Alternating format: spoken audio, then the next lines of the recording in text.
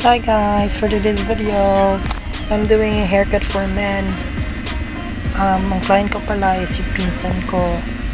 And guys, I started number 2 guide. Yan kasi yung ginagawa ko pagka nagsa-start ako, number 2. So after nyan, nag-guideline ako side by side, and now nagpo-proceed na ako sa 0 para lalabas talaga yung fade. Side by side ako, dahan-dahan lang guys kasi wala na yan ng guide. So inuulit-ulit ko lang yan side by side, tapos hanggang sa makita ko na talaga yung fade na gusto ko. And now pagkatapos kong mag-razor, nagtitrim ako sa likod talaga yung inuna ko, and then both side tinetexturize ko siya. And then as you can see guys, puproceed na ako sa top area.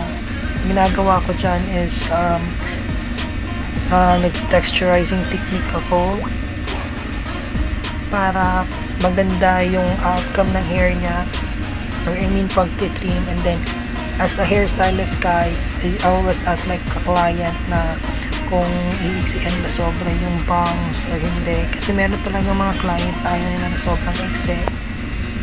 As you can see guys, dahan-dahan lang, sectioning, proper sectioning lang yung ginagawa ko.